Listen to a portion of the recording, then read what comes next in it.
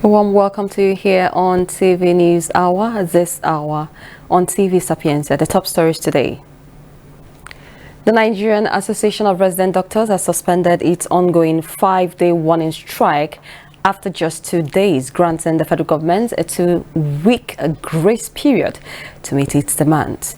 Rising oceans and flooding caused by climate change will threaten the homes and livelihoods of more than 1 million Australians by 2050, while deaths from heat-related illness will soar. A landmark report warned today, Monday, ahead of Canberra's release of emission reduction target this week.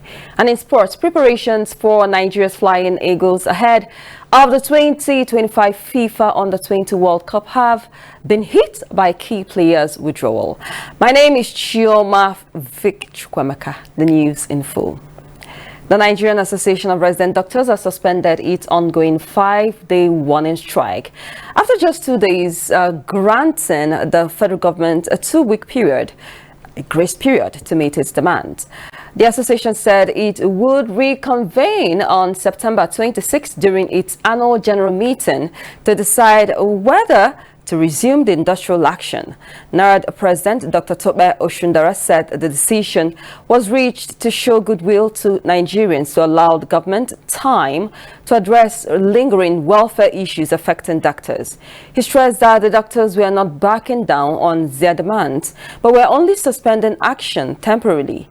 The resident doctors had declared the strike last Friday after a series of ultimatums, including a 21-day notice in July, a 10-day extension, and a final 24-hour deadline that elapsed on September 10.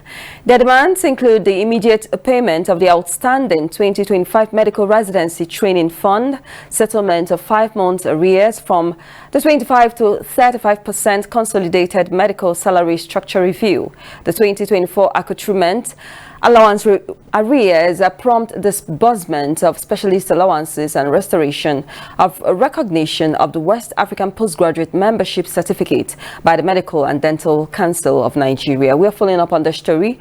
We will keep updating you.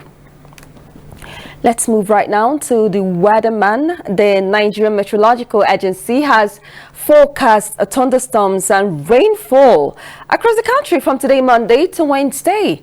NIMET weather outlook released on Sunday yesterday in Abuja predicted isolated thunderstorms with moderate rains today, Monday, over Kaduna, Gombe, Bauchi, Kebbi, Adamawa, and Taraba State. In the afternoon and evening, isolated thunderstorms with moderate rain are expected across the northern region. Flash floods are likely in Adamawa, Taraba, and Gombe State. For the central region, a cloudy atmosphere with intervals of sunshine is expected on Monday morning, accompanied by moderate rainfall over Niger, Kogi, Kwara, the FCT, and Benue. Thunderstorms with moderate rains are forecast over most parts of the central region later in the day. Moderate rains are anticipated over most parts of the southern region later in the day. NIMET advised motorists to avoid driving during heavy rainfall. Farmers were urged to avoid applying fertilizer or pesticides immediately before rainfall to prevent nutrient leaching. The agency also advised residents to fasten loose objects, disconnect electrical appliances, and avoid tall trees to reduce risk during thunderstorms. Airline operators were urged to obtain airport-specific weather reports for effective operational planning. Residents were also encouraged to follow weather updates via NIMET's website, that is www.nimet.gov.ng. Move right now to religion, where the Catholic Bishops' Conference of Nigeria at the weekend criticized the conduct of the 2023 election, saying it has eroded the confidence of Nigerians in the nation's electoral process. But in a swift reaction, the Independent National Electoral Commission rejected the verdict, describing the bishop's position as ungodly.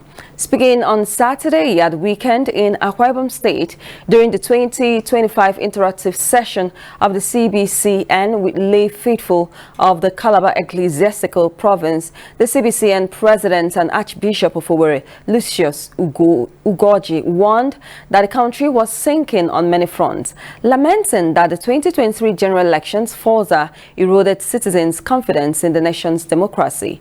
The Archbishop identified corruption as the root of Nigeria's crisis, describing it as moral rottenness spreading unchecked like a deadly cancer.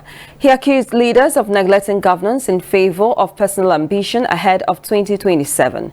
He cautioned that unless drastic reforms were undertaken, Nigeria risked total collapse. The federal government on Sunday warned that 32 locations across 11 states may experience heavy rainfall that may lead to flooding between 14 and 18 September 2025. The flood prediction issued by the Federal Ministry of Environment National Flood Early Warning Center was signed by the Director of Erosion, Flood and Coastal Zone Management Department, Usman Bukani. According to the notice, the affected states and locations are Adamawa State, Benue State, Nasarawa State, Taraba State, Delta State and Niger State. Others are Kebbi State, Kano State, Katsina State, Sokoto State and Zamfara State. The ministry cautioned that rising water levels in the River Gongola, River Benue and River Niger pose additional risk, warning that communities situated at the floodplains are especially vulnerable, of which Anambra State is a part of. Moving away from this news, in Anambra right now, Governor Chukwuma Soludo has re-emphasized the efforts of the government to provide accessible health care for the people of the state. He said this when he paid a visit to Enugu to Aguleri in Anambra East local government area. On arrival, the governor first inspected the ongoing road construction in the community, after which he was received at the square, where he reiterated that his commitment to one state, one people, one agenda is non-negotiable. Earlier, a former lawmaker, Chief Chinedu Obidigwe, Commissioner for Power and Water Resources, Engineer Julius Chukwemeka, and the Mayor, Anambra East Local Government Area, Sir Ifeanyi Chinweze, stated that before now it was impossible for a vehicle to visit the place by this time of the year, and thanked the governor for connecting Aguleri mainland and Aguleri Island with the construction of the road, assuring to keep supporting him. The governor also commissioned the Enugu to Aguleri General Hospital and a primary school built by the community and donated to the state government, where he stressed that education and healthcare are at the fulcrum of his efforts and assured of providing teachers and adequate facilities. Rising oceans and flooding caused by climate change will threaten the homes and livelihoods of more than 1 million Australians by 2050, while deaths from heat-related illness will soar. A landmark report won today, Monday, ahead of Canberra's release of emission reduction targets this week. The long-awaited National Climate Risk Assessment found that rising temperatures will have cascading, compounding, concurrent impact on life in Australia, home to more than 27 million people. The reports prepared independently for the government found that 1.5 million people living in coastal areas will be at risk of sea level rise and coastal flooding by 2050.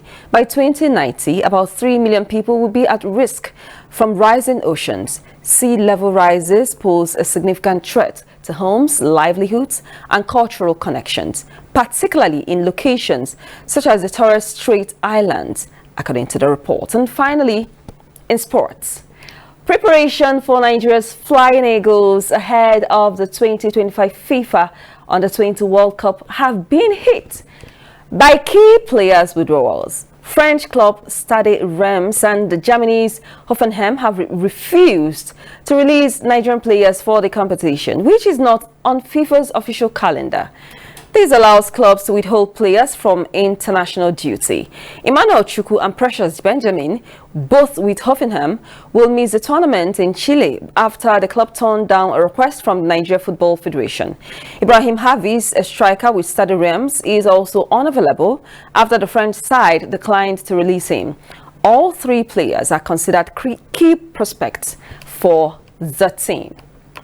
Well, with our news, we wrap it up on this hour's news hour. A quick reminder of our top stories. We told you that the Nigerian Association of Resident Doctors has suspended its ongoing 5-day warning strike after just 2 days, granting the federal government a 2-week grace period to meet its demands. Rising oceans and flooding caused by climate change will threaten the homes and livelihoods of more than 1 million Australians by 2050, while deaths from heat-related illness will soar. A landmark report warned on Monday ahead of Canberra's release of emission reduction targets this week. Finally, in sports, preparations for Nigeria's Flying Eagles ahead of the 2025 FIFA Under-20 World Cup have been hit by key players' withdrawals. Well, that's it on the news. Many thanks for joining us today. My name is Chioma Victor. Thank you for watching. Do have the best of the week. Have a great Monday. Stay with us.